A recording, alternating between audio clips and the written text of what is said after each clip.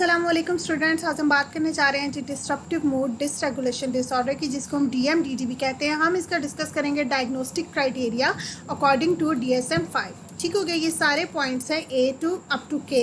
ठीक है, इन सब पॉइंट्स को हम डिटेल में डिस्कस करेंगे इस वीडियो में। फर्स्ट ऑफ ऑल अगर हम रेफरेंस की बात करें तो ये हमारे पास जो आर्टिकल है कहाँ से है, DSM-5 से। ठीक है, DSM-5 diagnostic and statistical manual of mental disorders 5th edition by American psychiatric association.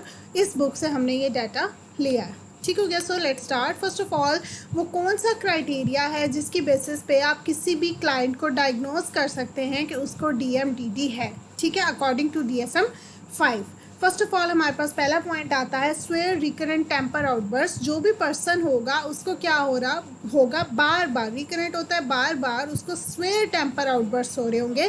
Temper outburst का क्या मतलब है कि उसका मतलब गुस्सा, जो उसके अंदर एंगर, एक मतलब उसकी एक स्टेज आएगी, एक मतलब पैनिक अटैक टाइप होगा जिसमें उसका एंगर लेवल, उसका टेम्पर लेवल जो है बहुत हाई स्टेज पे चला जाएगा। और फिर वो उस टेम्पर को किस तरह से शो करेगा, आइदर वर्बली, ठीक है, या फिर बिहेवियरली। ठीक हो गया, वर्बली किस तरह से शो कर सकता है वो, वर्बल रेजेस फॉर एग्जांपल, जिस तरह गुस्से में बोलना, गाली गलोच, ये सब किस में आते हैं, वर्बली में आते हैं। ठीक है, लेकिन बिहेवियरली किस तरह से होगा, वो अपना फिजिकली एग्रेशन जो है वो शो करेगा किसके ऊपर, लोगों के ऊपर। ठीक है, चीज़ें जिस तरह तोड़ना फोड़ना, प्रॉपर्टी मतलब जो भी चीज़ें उससे बिलोंग करती हैं उसके अंडर हैं, उसके आसपास हैं, ठीक है, उनको तोड़े गिराए। ठीक है, और इस तरह कोई जानवर है उसके इर्द गिर्द, कोई लोग हैं तो उन पर वो जुल्म करे, तो ये होता है बिहेवियरली। वो अपने एग्रेशन को मतलब अपने बिहेवियर से शो कर रहा है कि वो इस टाइम एंगर स्टेट में, टेम्पर स्टेट में। ठीक हो गया, तो ये जो टेम्पर आउटबर्स्ट होंगे इसमें या तो वर्बली शो हो रहा होगा टेम्पर,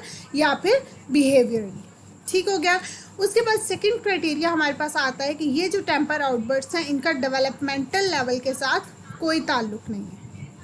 ठीक है, फर्स्ट में वो साथ साथ ये भी कह रहे हैं कि जो प्रोवोकेशन हो रही है, मतलब जब ये टेम्पर आउटबर्स्ट प्रोवोक हुए हैं, ठीक है, तो उनका जो है वो कोई ना कोई स्टिमुलाई ज़रूर प्रेजेंट होगा जो उसको प्रोवोक करेगा।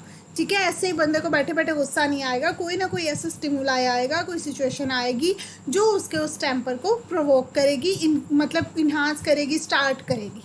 ठीक हो गया, उसके बाद इसका डेवलपमेंटल लेवल के साथ कोई ताल्लुक नहीं है। ठीक है, क्या आप कहें कि जी ये एज है तो इसलिए हो रहा है, ऐसा कुछ नहीं होता, एज के साथ इसका कोई ताल्लुक नहीं होगा। और दूसरा हमारे पास आता है कि अब टेम्पर आउटबर्स्ट जो वो कितने होंगे पर वीक, तो हमें पता चलेगा कि DMDD है या वैसे ही वो बच्चे को गुस्सा आ रहा है। ठीक है, तो अगर आपके पर वीक में बच्चा 3 या 3 से ज़्यादा दफ़ा टेम्पर आउटबर्स्ट उसको शो होते हैं, ठीक है, तो फिर हम कहेंगे कि उसको DMDD है। अगर 3 से कम दफ़ा वो शो कर रहा है तो उसको DMDD नहीं। ठीक है, फोर्थ क्राइटेरिया हमारे पास आता है कि जो टेम्पर आउटबर्स्ट के दौरान बच्चे का मूड होता है, उस दौरान जब उसको टेम्पर आउटबर्स्ट आ रहे हैं उनके दरमियान में भी उस बच्चे का मूड जो है वो इरिटेबल और एंग्री रहेगा। ठीक है, मतलब बिटवीन, अब एक टेम्पर आउटबर्स्ट आया है, 3 दिन बाद दूसरा आया है, लेकिन उन 3 दिन में भी क्या रहेगा कि उसका बच्चे का जो मूड होगा वो इरिटेबल होगा। ठीक है, वो हर चीज़ से इरिटेट हो रहा होगा, बात बात पर उसे गुस्सा आ रहा होगा। ठीक है, मोस्ट ऑफ द डे या तो गुस्से में फिरता रहेगा या फिर हर रोज़। ठीक है, इसी तरह से, और जो उसका ये एंगर है ये हर कोई देख सकता होगा जो भी उसके करीब है। ठीक है, अगर वो घर में है तो उसके पेरेंट्स उसको ऑब्जर्व कर सकते हैं कि हाँ जी वो इस टाइम इरिटेट और एंग्री बिहेवियर शो कर रहे हैं। ठीक है, अगर स्कूल में है तो टीचर शो देख सकते हैं, अगर वो फ्रेंड्स के साथ है तो उसके पेयर्स उसको नोट कर सकते हैं। ठीक है, उसके इस एंगर को, उसके उस इरिटेबल मूड को अदर्स जो है वो ईजीली ऑब्जर्व कर सकते हों।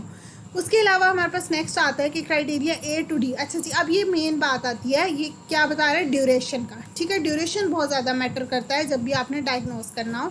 तो यहाँ पर DMDD का ड्यूरेशन क्या है, 12 और मोर मंथ्स। 12 और मोर मंथ्स का क्या मतलब है कि 1 साल या उससे ज़्यादा। ठीक है, अगर 1 साल और उससे ज़्यादा तक इस तरह होता रहा है कि बच्चा जो है वो हर हफ्ते में 3 या 3 से ज़्यादा दफ़ा टेम्पर आउटबर्स्ट शो करता था, ठीक है, तो फिर हम कहेंगे कि उसको DMDD है, अदरवाइज़ नहीं। और इस टाइम पे इस सारे वो कह रहे हैं कि 1 साल या उससे ज़्यादा वाला जितना भी अरसा है, तो उसमें वो कह रहे हैं कि 3 या 3 से ज़्यादा महीने लगातार ऐसे नहीं गुजरने चाहिए जिसमें उसको सिम्टम्स ना शो हुए हों, ये पहले 4। ठीक है, मतलब फॉर एग्ज़ाम्पल उस बच्चे ने 1 साल उसने फॉर एग्ज़ाम्पल पूरा शो किया है, ठीक है, सिम्टम्स सारे शो किए एक साल, लेकिन बीच में लगातार 4 महीने ऐसे गुजरे थे कि जब उसने कोई सिम्टम्स शो नहीं किए, ना उसको कोई टेम्पर आउटबर्स्ट आए, ठीक है, ना उसको कोई पैनिक अटैक्स आए टेम्पर के, वो नॉर्मल बिहेव करता रहा 4 महीने लगातार। और फिर उसके बाद हुआ, मतलब अब क्या हुआ कि एक साल में उसने 3 महीने से ज़्यादा अरसा ऐसा गुजारा है कि जिसमें उसको शो नहीं हुए सिम्टम्स, तो उसको DMDD नहीं है। ठीक है, DMDD होने के लिए ज़रूरी है कि जो एक साल गुजरा है उसमें 3 या 3 से ज़्यादा महीने लगातार ऐसे नहीं गुजरने चाहिए, कंजक्टिव मतलब लगातार। ठीक है, या तो वो ना कि एक महीना गुजरा फिर होते रहे, फिर एक महीना ऐसा गुजरा जिसमें नहीं हुए, फिर होते रहे, फिर एक महीना गुजरा जिसमें नहीं हुए, तो वो इसमें इंक्लूड नहीं होगा, मतलब वो DMDD है। अगर लगातार 3 महीने ऐसे गुजरे हैं जिसमें उसने कोई एपिसोड इस तरह की शो नहीं की, टेम्पर नहीं शो किया, और पूरा साल इस तरह चलता भी रहा है कि मतलब वो बाकी शो करता रहा है, तो फिर उसको DMDD नहीं है। ठीक है, अगर 3 महीने उसने नहीं शो किया और बाकी महीने शो किया तो नहीं है। अगर 3 से कम महीने में नहीं उसने शो किया, सपोज उसने 2 महीने शो नहीं किया, बाकी सारे 8 महीने शो करता रहा है, 10 महीने, ठीक है, तो उसको DMDD होगा। ठीक हो गया। तो ये जो ड्यूरेशन वाली बात है ये बहुत ज़्यादा इंपॉर्टेंट है फॉर द डायग्नोसिस। और उसके बाद हमारे पास आता है कि criteria A and D are present in at least 2 of 3 settings. ठीक है, अब किसी भी इंसान की जो है वो 3 सेटिंग्स होती हैं, एक उसके घर में होती है, एक उसके स्कूल में होती है, और एक उसकी पेयर्स के साथ होती है।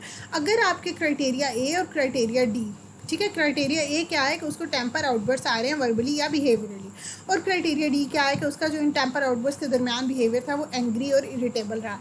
वो कह रहे हैं कि ये वाले जो सिम्टम्स हैं ये उस बच्चे की 3 में से 2 सेटिंग्स को ज़रूर डिस्टर्ब करें, और उन 2 में से एक सेटिंग में स्वेयर हो। ठीक है, वो इतने स्वेयर होने चाहिए कि उसके घर में, स्कूल में, पेयर्स में, इन तीनों में से 2 सेटिंग्स में मसला आ रहा हो। ठीक है, फॉर एग्जांपल उसको इतने टेम्पर आउटबर्स्ट हो रहे हैं कि अब वो स्कूल ही नहीं जा पा रहा, स्कूल ही नहीं जाने जाता, कि उसको होता है कि मुझे वहाँ पर भी गुस्सा आएगा। तो इस तरह से क्या हुआ, उसकी स्कूल सिचुएशन डिस्टर्ब हो रही है, वो दोस्तों के साथ नहीं मिल रहा कि मुझे शर्मिंदगी होगी, मुझे गुस्सा आ रहा है, इस तरह से। तो ये क्या हुआ कि उसकी स्कूल की और उसके पेयर्स की सेटिंग्स डिस्टर्ब हो गई। ठीक हो गया। तो ये क्या हुआ कि उसकी 2 सोशल सेटिंग्स डिस्टर्ब हुई, तो 3 में से 2 डिस्टर्ब हुई, तो मतलब उसको DMDD है। और इन 2 में से, अब ये जो हमने बात की कि उसको स्कूल में और पेयर्स में शो हो रहा है, ठीक है, तो उन 2 में से किसी एक में बहुत स्वेयर होना चाहिए। ठीक है, हो सकता है पेयर्स के साथ उसको बहुत ज़्यादा फील होता हो, तो इसलिए उसको फिर स्कूल में भी इस तरह फील हो रहा है। तो पेयर्स के साथ उसका एक्सट्रीम लेवल का अगर होगा, किसी एक सिचुएशन में होगा 2 में से, तो फिर हम कहेंगे कि उसको DMDD है, अदरवाइज नहीं।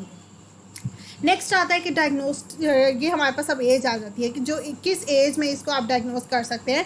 तो 6 to 18 ईयर्स आता है इसकी एज लिमिट। ठीक है, अगर बच्चा जो है वो 6 साल की उम्र से कम उसकी एज है या 18 साल से ज़्यादा की उम्र का है, तो उसको आप DMDD नहीं कहेंगे, उसको कोई और डिसऑर्डर होगा।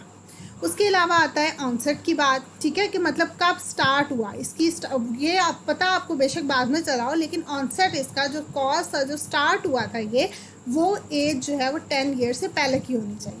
ठीक हो गया। सपोज इस टाइम बच्चा जो है वो 15 साल का है और आपको पता चला, और फिर वो कब से उसको हो रहा है, तो वो एज जो है वो 10 से पिछली होनी चाहिए। ठीक है, सपोज उसको 8 साल में शुरू हुआ, 6 साल में शुरू हुआ, तो फिर हम कहेंगे कि उसको DMDD है। ठीक है, सपोज अगर वो अभी 15 साल का है और उसको 13 साल की उम्र से ये काम स्टार्ट हुआ था, इस तरह से अटैक आना, तो वो DMDD नहीं होगा। ठीक है, DMDD के लिए ज़रूरी है कि उसको जो ऑनसेट है वो 10 साल की उम्र से पहले का हो।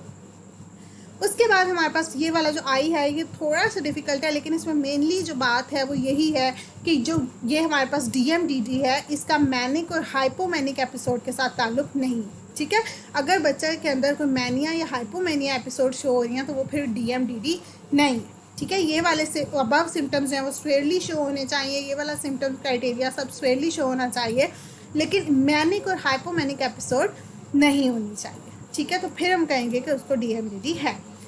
मैनिक क्या होता है कि मतलब जो ओवर एक्साइटमेंट स्टेज होती है, ओवर आप एक्साइटेड फील करते हो, और हाइपोमैनिया क्या होता है कि आप लो एक्साइटमेंट स्टेज होती है। तो ये वाली स्टेजेस नहीं आनी चाहिए, फिर DMDD होगा, अदरवाइज नहीं होगा। उसके बाद जो बिहेवियर्स आते हैं वो कह रहे हैं कि do not exclusively during an episode of major depressive disorder. अब यही बात दूसरी भी आ जाती है, मतलब कोई भी डिसऑर्डर हो तो उसको प्योर कंसीडर करते हैं मोस्टली DSM-5 के हर क्राइटेरिया में, कि जो भी डिसऑर्डर है उसको अब किसी और के साथ लिंक ना करें। अब ना तो वो due to another medical condition हो, ठीक है, ना वो मेजर डिप्रेसिव डिसऑर्डर के साथ उसका ताल्लुक हो, ठीक है, और ना वो उसका जो है वो किसी मैनिया हाइपोमैनिया के साथ ताल्लुक हो। उसके बाद नेक्स्ट आता है ना वो किसी और कोई मतलब सब्सटेंस अब्यूज़ आता है, ठीक है, कोई और मेडिकल न्यूरोलॉजिकल कंडीशन है, इन सब से रिलेट ना करता हो। ठीक है, ये नहीं होना चाहिए। फॉर एग्जांपल कोई सब्सटेंस अब्यूज़ है, कोई बच्चे ने कोई मतलब अल्कोहलिज्म वगैरह इस तरह की कोई चीज़ उसने ली है और उसके बाद उसको इस तरह के इफेक्ट्स आने शुरू हुए, तो वो डीएमडीडी नहीं होगा यहाँ पर। ठीक है, और कोई और मेडिकल कंडीशन है, फॉर एग्जांपल कोई कैंसर है, कोई डिजीज़ हो गई है उसको, जिसकी वजह से वो इस तरह से शो कर रहा है, तो वो हमारे पास मेडिकल कंडीशंस ये सब जो है वो ये इसके साथ डीएमडीडी के साथ एसोसिएट नहीं करती। मतलब ये प्योर साइकोलॉजिकल होना चाहिए। ये सारे जो हैं दूसरे डिसऑर्डर्स वो उनका अगर मतलब कोई लिंक बन रहा है तो वो डीएमडीडी नहीं होगा। ठीक हो गया, ये था हमारे पास diagnostic criteria of disruptive mood dysregulation disorder according to DSM-5। ठीक हो गया, और फर्दर इस पे जो केस स्टडी है उसका लिंक आपको डिस्क्रिप्शन में मिल जाएगा। Thank you so much and अल्लाह हाफिज़।